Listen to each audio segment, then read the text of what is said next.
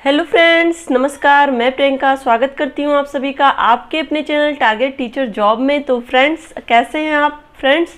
आज हम लोग पढ़ेंगे यहाँ पर हिंदी विषय। और आपको जैसा कि पता है कि हम लोगों ने शुरू किया था कल की क्लास में रस, और रस के विषय में हमने जाना था, और साथ ही रस के अंग के विषय में जाना था, और रस के भेद भी हमने देखे थे। तो फ्रेंड्स, एक बार हम फिर से रिवीजन कर लेते हैं कि रस क्या होता है। रस का शाब्दिक अर्थ होता है आनंद। काव्य को पढ़ने सुनने से जिस आनंद की अनुभूति होती है उसे रस कहा जाता है। यानी कि जो भी गेय पद होते हैं या कविता होती है, उसको पढ़ने से हमें जो भी आनंद मिलता है वो क्या कहलाता है? रस कहलाता है। तो फ्रेंड्स, सर्वप्रथम भरत मुनि ने अपने ग्रंथ नाट्य शास्त्र में रस का उल्लेख किया है। और भरत मुनि के अनुसार रस की जो संख्या है वो 8 है। और भरत मुनि ने अपने रस सूत्र में अस्थाई भाव का उल्लेख नहीं किया है। तो दोस्तों, आपको ये भी ध्यान रखना है कि उन्होंने रस की संख्या 8 बताई है, लेकिन अस्थाई भाव का उसमें उल्लेख नहीं है। और सर्वमत के अनुसार अगर हम देखें तो रसों की संख्या 11 है, और नाट्य विधा के अनुसार रस की संख्या 9 है। तो इस तरह से आपको याद रखना है, क्योंकि आपके एग्जाम में अगर क्वेश्चन पूछे जाते हैं तो इसी तरह से ही पूछे जाते हैं। और दोस्तों, उसके बाद रस को काव्य की आत्मा या काव्य का प्राण तत्व भी माना जाता है। और रस के अवयव या अंग की बात करें तो जिसमें 4 हैं: विभाव, अनुभाव, संचारी भाव या व्यभिचारी भाव जिसे हम कहते हैं, और अस्थाई भाव। तो विभाव क्या होता है? विभाव होता है भाव की उत्पत्ति का कारण, जिसमें हम देखे थे आलंबन विभाव और उद्दीपन विभाव। तो दोस्तों, विभाव के अंतर्गत आलंबन और उद्दीपन आता है। और आलंबन विभाव के भी 2 भेद हैं, आश्रयालंबन और विषयालंबन।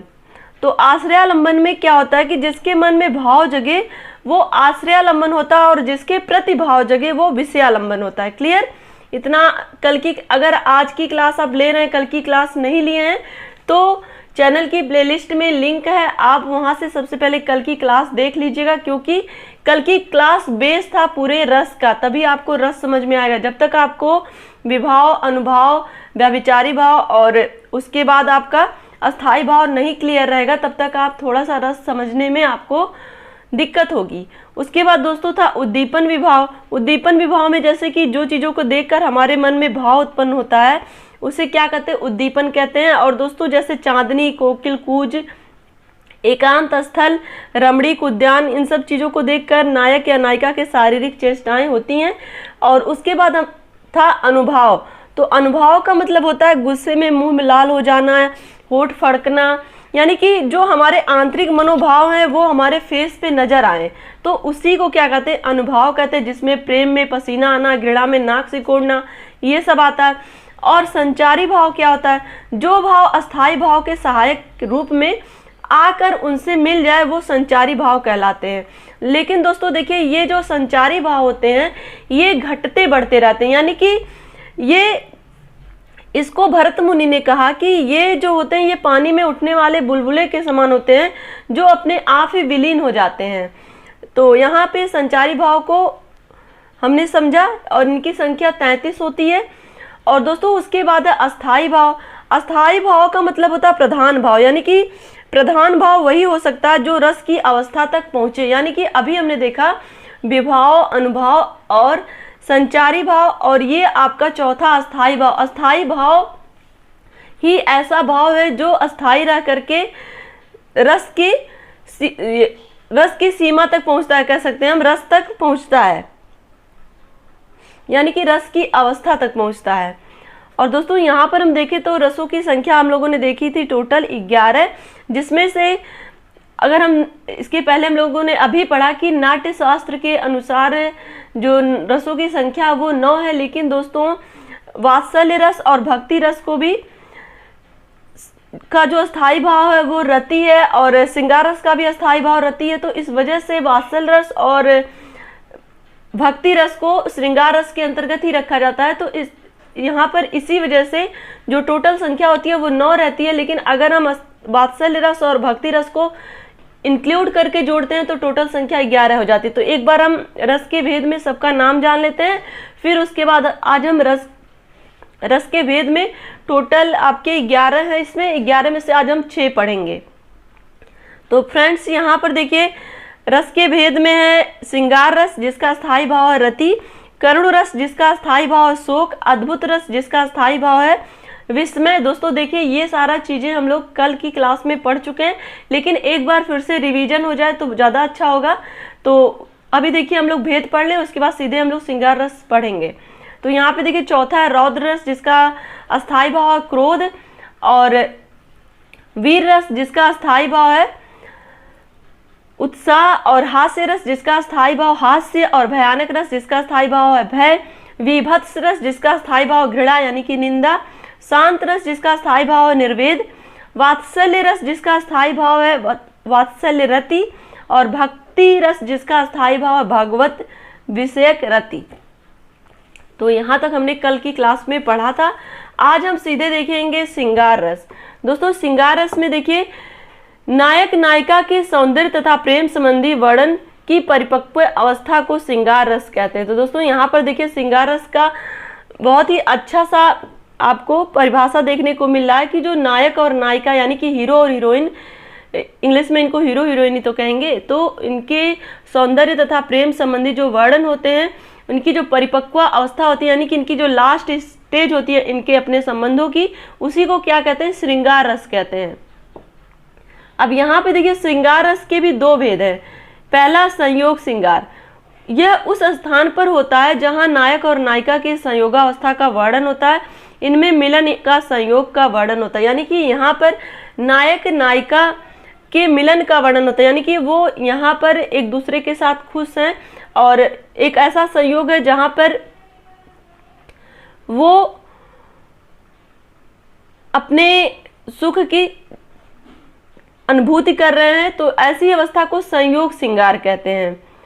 दोस्तों यहाँ पर देखिए उदाहरण क्या है, बतरस लालच लाल की मुरली धरी लुकाए, सौह करे भौहन हंसे दैन कहे नट जाए। तो दोस्तों यहाँ पर देखिए बतरस लालच यानी कि कृष्ण जी की बात हो रही है, जहाँ पे गोपियाँ भगवान कृष्ण जी की मुरली को छिपा देती हैं जिससे कि वो मुरली को ना बजा करके उनसे बात करें, यानी कि बात की लालच की वजह से वो मुरली को छिपा देती हैं और उनकी सौगंध भी खाती हैं और हंसती भी हैं और देने को भी कहती हैं, फिर मुकर जाती हैं। यानी कि यहाँ पर वो भगवान श्री कृष्ण को परेशान कर रही हैं, छेड़ रही हैं और ये कह रही हैं कि आप हमसे बात करिए। जब आप मुरली बजाते हो या मुरली आपके पास रहती है तो केवल आप मुरली ही बजाते रहते हो, हमसे बात नहीं करते हो। तो इसलिए बात करने की लालसा या इच्छा या लालच की वजह से वो उनकी मुरली को छिपा देती हैं। तो एक तरह से यहाँ पर संयोग श्रृंगार है। यहाँ पे देखिए गोपियाँ कृष्ण भगवान से संवाद कर रही हैं। क्लियर? चलिए आगे देखते हैं। यहाँ पे देखिए दूसरा वियोग श्रृंगार, यह उस स्थान पर होता है जहाँ नायक और नायिका की वियोगावस्था का वर्णन होता है और वहाँ वियोग श्रृंगार होता है। तो दोस्तों यहाँ पर देखिए वियोग श्रृंगार में क्या होता है कि नायक और नायिका का वियोग यानी कि कहीं ना कहीं उनका दूर होना, एक दूसरे के लिए परेशान होना, ये दर्शाता है वियोग श्रृंगार में, जहाँ पे एक दूसरे के लिए लोग परेशान हैं, यानी कि नायक और नायिका का वियोगावस्था का वर्णन होता है वियोग श्रृंगार में। और यहाँ पर देखिए उदाहरण क्या है, निस्दिन बरसत नयन हमारे सदा रहति पावस ऋतु हम पे जबते श्याम सिधारे। तो दोस्तों यहाँ पर देखिए निस्दिन बरसत नयन हमारे, ये गोपियाँ कृष्ण जी से संदेश में कहती हैं कि अब हमारे जो नयन हैं वो इस तरह से बरसते हैं जैसे कि बरसात हो रही हो, उस तरह से, मतलब हर दिन हमारे आंखों से बरसात हो रही है, आंसू रूपी बरसात हो रही है। और सदा रहति पावस ऋतु हम पे जबते श्याम सिधारे, और हमेशा बरसात की ऋतु हम पे जैसा लगता है कि बरसात की ऋतु आ गई है। और उसी तरह से हमारे आंखों से जो आंसू है वो बरस रहे हैं, और कब से बरस रहे हैं? जब से आप यहाँ से गए हैं, यानी कि जब से वो वृंदावन चले गए हैं। चलिए आगे देखते हैं।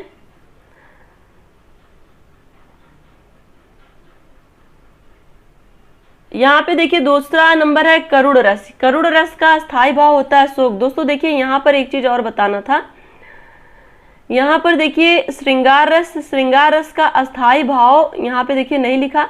श्रृंगार रस का अस्थाई भाव होता है रति, ये आप लिख लीजिएगा, रति। श्रृंगार रस का स्थायी भाव रति, यहाँ पे ब्रैकेट में करके आप लिख लीजिएगा। तो चलिए अब आगे देखते हैं हम लोग। दूसरा नंबर है करुण रस। करुण रस का स्थायी भाव होता है शोक। दोस्तों देखिए अस्थायी भाव आपका एग्जाम में पूछता है, इसीलिए लिखना जरूरी है। किसी प्रिय व्यक्ति के चिर विरह अथवा मरण से उत्पन्न होने वाले शोक आदि भाव के परिपाक को करुण रस कहते हैं। दोस्तों देखिए इसके पहले हम लोगों ने वियोग श्रृंगार पढ़ा, लेकिन वहां पर नायक और नायिका के बिछड़ने पे जो विरह होती है उसका वर्णन है। लेकिन यहाँ पर देखिए जो करुण रस है, करुण रस में किसी प्रिय व्यक्ति के चिर विरह अथवा मरण से उत्पन्न होने वाले शोक के भाव को यहाँ पे दर्शाया गया है। यानी कि जब कोई प्रिय व्यक्ति दूर होता है या फिर उसकी मृत्यु हो जाती है, उस समय जो शोक होता है वो करुण रस होता है। यहाँ पे देखिए जैसे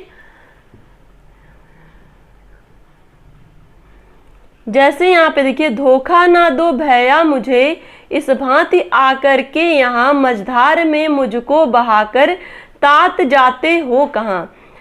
सीता गई तुम भी चले, मैं भी न जीऊंगा यहाँ, सुग्रीव बोले साथ में सब जाएंगे बानर वहां। तो दोस्तों यहाँ पर देखिए जब लक्ष्मण जी को शक्ति लगती है उस समय का वर्णन है यहाँ पे, जब राम जी बहुत ही ज़्यादा दुखी होते हैं और वियोग करते हैं। तो यहाँ पर वो कहते हैं अपने भाई से कि इस तरह से मुझे धोखा दे करके चले गए हो, मुझे मझधार में छोड़ करके चले गए हो, हे भ्रात सीता भी मुझे छोड़ के चली गई और तुम भी मुझे छोड़कर चले गए हो, तो मैं कैसे जीऊंगा। और सुग्रीव भी कहते हैं कि मैं भी अब अगर आप चले जाएंगे तो मैं भी आपके साथ चलूंगा। तो इस तरह का वर्णन है जहाँ पे हमें करुण रस देखने को मिलता है, जहाँ पर इस तरह का भाव देखने को मिलता है कि अपना जो प्रिय है उसके बिछड़ने के बाद का जो विरह होता है वो कैसा होता है, वो होता है करुण रस। अब यहाँ पे देखिए, शोक विकल सब रोवहि रानी, रपुशील बल तेज बखानी, करहि विलाप अनेक प्रकारा, परहि भूमि तल बारहि बारा। तो दोस्तों यहाँ पर देखिए जो युद्ध के समय का वर्णन है कि जब युद्ध के बाद जब राजा की मृत्यु होती है तो उस पर जो रानियां हैं वो विलाप करती हैं, और उसके अंदर तेज था यानी कि वो वीर योद्धा था, और इस तरह से कह कह के वो रोते हुए जमीन पर गिर जा रही हैं और फिर से वो एक तरह से मूर्छित हो जा रही हैं और फिर से उठती हैं और फिर से विलाप करती हैं। तो यहाँ पे ये एक तरह से क्रंदन है, करुण क्रंदन है, इस वजह से यहाँ पे क्या है, करुण रस है। चलिए आगे देखते हैं दोस्तों। नंबर तीसरा है अद्भुत रस, यानी कि जिसका अस्थाई भाव है विस्मय। आश्चर्यजनक वर्णन उत्पन्न विस्मय भाव की परिपक्वावस्था को अद्भुत रस कहते हैं। तो दोस्तों यहाँ पर देखिए जहाँ पे आश्चर्यजनक वर्णन हो और एक तरह से विस्मय भाव यानी कि आश्चर्य का भाव हो, जहाँ पे आश्चर्य की परिपक्वावस्था यानी कि बहुत ज़्यादा आश्चर्य हो और अद्भुत, तो वहाँ पे कौन सा रस होता है, अद्भुत रस होता है। उसका स्थायी भाव क्या होता है, विस्मय होता है। ये आपको ध्यान रखना, विस्मय।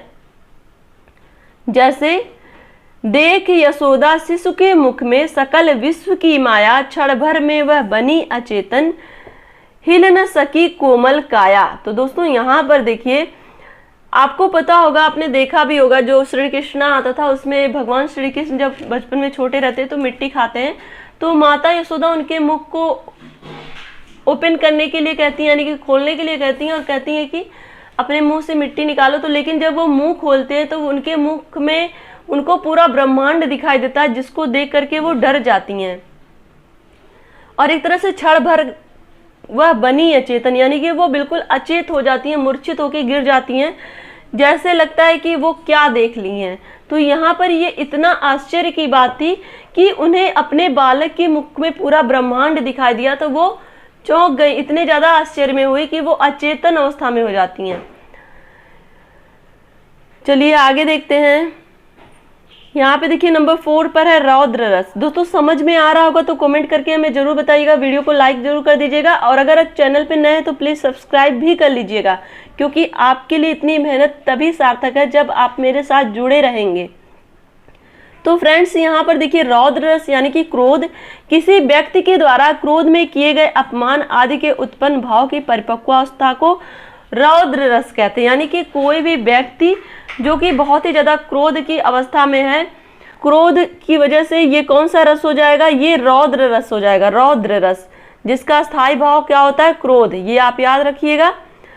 यहाँ पे देखिए जैसे श्री कृष्ण के सुन बचन अर्जुन क्षोभ से जलने लगे, सब शील अपना भूल कर करतल युगल मलने लगे, संसार देखे अब हमारे शत्रुरण में मृत पड़े, करते हुए ये घोषणा वो हो गए उठकर खड़े। तो दोस्तों यहाँ पर हम देखेंगे, यहाँ पे क्रोध, श्री कृष्ण के सुन बचन अर्जुन क्षोभ से जलने लगे, तो यहाँ पे उस समय का वर्णन है जब यहाँ पे महाभारत का समय था। तो उस समय यहाँ पे देखिए अर्जुन को गुस्सा आ जाता है और वो अपना शील भूल जाते हैं, यानी कि अपना जो स्वभाव है वो भूल जाते हैं। और आगे देखिए यहाँ पे नंबर 5 पर है वीर रस, यानी कि वीर रस का स्थायी भाव क्या होता, उत्साह। तो दोस्तों यहाँ पर देखिए उत्साह नामक स्थायी भाव जब विभावादि के संयोग से परिपक्व होकर रस रूप में परिणत होता है तो वही वीर रस कहलाता है। यानी कि जहां पर कुछ कर गुजरने का इच्छा हो, या कह सकते हैं हम जहां पर एक उत्साह आ जाए किसी चीज को देख करके, वहां पर कौन सा रस होगा, वीर रस। यहाँ पे अक्सर वीरता की बात हो रही है, तो चाहे वो किसी युद्ध में एक सैनिक की वीरता की बात कर लें, या फिर किसी वीर योद्धा को देख करके जो मन में उत्साह था उसकी बात कर ले, तो यहाँ पे वीर रस होगा। तो यहाँ पे चलिए हम देखते हैं उदाहरण। वीर रस के भी 4 भेद होते हैं, युद्ध वीर, दान वीर, धर्म वीर और दया वीर।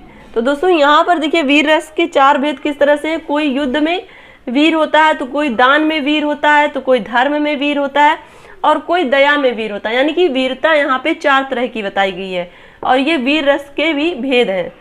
तो यहाँ पे देखिए युद्ध वीर का यहाँ पे देखेंगे हम लोग उदाहरण। वीर तुम बढ़े चलो, धीर तुम बढ़े चलो, सामने पहाड़ हो, सिंह की दहाड़ हो, तुम कभी रुको नहीं, तुम कभी झुको नहीं। तो दोस्तों देखिए यहाँ पे वीर रस किस तरह से है, यहाँ पे युद्ध वीर है।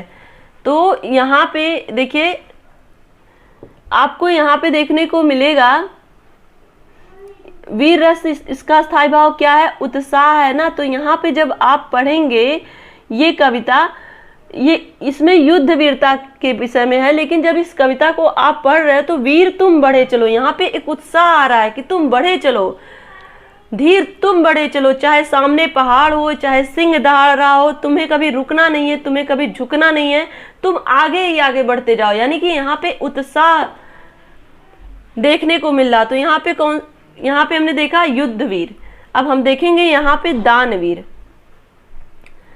हाथ गहो प्रभु को कमला कहे, नाथ कहाँ तुम चित धारी, तंदुल खाए मुट्ठी दुई दीन कियो, तुमने दुई लोक बिहारी, खाए मुट्ठी तीसरी अब नाथ कहाँ, निजबास की आस बिसारी, रंकई आप समान कियो तुम, चाहत आपई होत भिखारी। तो दोस्तों यहाँ पर देखिए दानवीर की बात हो रही है कि जब यहाँ पर श्री कृष्ण और सुदामा के बात हो रही है दोस्तों, जब 3 मुट्ठी चावल श्री कृष्ण जी सुदामा जी चावल लेके जाते हैं, चावल की पोटली जब श्री कृष्ण से मिलने जाते हैं, तो उस समय वो चावल को निकालते हैं और कृष्ण को देते हैं, लेकिन कृष्ण यहाँ पर 2 मुट्ठी चावल खा लेते हैं। लेकिन जब तीसरा ही मुट्ठी चावल खाते हैं तो वहाँ पे माता जी इनको रोक देती हैं। वो कहती हैं कि आपने 2 मुट्ठी चावल में इनको 2 लोग तो दे दिया, यानी 2 मुट्ठी चावल के बदले आपने इनको 2 लोग दे दिया। अगर आप तीसरा लोग भी इनको दे देंगे तो आप खुद कहाँ रहेंगे, यानी कि आप अपने समान इनको बना दे रहे हैं और खुद इनके समान बन जा रहे हैं। तो यहाँ पे किस तरह की बात हो रही है, यहाँ पे दानवीर की बात हो रही है, यानी कि आपने 2 मुट्ठी चावल में पूरे 2 लोग को इन्हें दे दिया, तो यहाँ पे दान ही तो किया है, तो इसलिए ये यहाँ पे क्या होगा, ये दानवीर होगा। अब दोस्तों यहाँ पर हम देखेंगे हास्य रस नंबर 6। आज हम यहीं तक देखेंगे, हास्य रस तक ही। तो हास्य रस का स्थायी भाव होता है हास्य। यहाँ पे देखिए, विकृति, आकार, वाणी, वेश, चेष्टा आदि के वर्णन से उत्पन्न हास्य की परिपक्व अवस्था को हास्य रस कहते हैं। दोस्तों देखिए, यहाँ पे किसी का आकार, वाणी, वेशभूषा, इन सब चीजों को देख करके जो रस उत्पन्न होता है हमारे अंदर, वो क्या होता है? वो हास्य रस होता है। अब यहाँ पर देखिए, जैसे बिंद के वासी उदासी, तपोव्रत धारी, महाबिनु नारी दुखारे। अब यहाँ पर देखिए, बिंद के वासी उदासी, अब जो यहाँ पे विंध्याचल पर्वत पे एक तरह से जो ऋषि मुनि हैं उनकी बातें हो रही हैं, जो कि तपोव्रत धारी हैं। अब वो यहाँ पे यहाँ पे एक तरह से कह सकते हैं तपस्या कर रहे हैं, लेकिन फिर भी वो दुखी हैं। किसकी वजह से? नारी की वजह से, स्त्री की वजह से। तो एक तरह से यहाँ पे हास्य है कि जो तपस्या कर रहा है उसको भी नारी की आवश्यकता है। एक तरह से यहाँ पे हास्य है। क्लियर? अब यहाँ पे देखिए दूसरा, तंबूरा ले मंच पर बैठे प्रेम प्रताप, साज मिले 15 मिनट, घंटा भर आलाप, राग में मारा गोता, धीरे धीरे खिसक चुके थे सारे श्रोता। तो दोस्तों यहाँ पर देखिए, प्रेम प्रताप जो कि तंबूरा लेके मंच पे बैठते हैं और 15 मिनट तक साज लेते हैं और उसके बाद घंटा भर आलाप लेते हैं और उसके बाद राग गाना शुरू करते हैं। और जब ये राग गाना शुरू करते हैं, इतने घंटे के बाद आलाप लेते हैं, फिर राग गाना शुरू करते हैं, जिससे कि जो श्रोतागण थे वो बोर हो जाते हैं और उसके बाद धीरे धीरे सारे श्रोता उठ के चले जाते हैं। तो ये भाव है यहाँ पे। अब दोस्तों यहाँ पे देखिए, भयानक रस जिसका स्थायी भाव है भय, लेकिन आज की क्लास में हम केवल हास्य रस तक ही पढ़ेंगे। नेक्स्ट क्लास में हम लोग जितने रस अभी बाकी हैं वो हम पढ़ेंगे कल की क्लास में। तो दोस्तों वीडियो को लाइक करिएगा, अपने दोस्तों के साथ शेयर करिएगा, और अगर आप चैनल पे नए हैं तो प्लीज़ चैनल को सब्सक्राइब जरूर कर लीजिएगा, और वीडियो को अपने दोस्तों, अपने कॉलेज ग्रुप में, अपने फ्रेंड सर्कल में ज़रूर शेयर करिएगा। क्योंकि दोस्तों मेरी मेहनत तभी सफल होगी जब मैं आपसे और आपके द्वारा बहुत सारे लोगों से मैं जुड़ पाऊँगी। तो दोस्तों मिलते हैं नेक्स्ट वीडियो में। अपनी मेहनत जारी रखिए, अपना ध्यान रखिए, अपनों का ध्यान रखिए, अपने आसपास सफाई रखिए। हमसे जुड़ने के लिए बहुत बहुत धन्यवाद। Take care, bye bye, love you all, जय हिंद।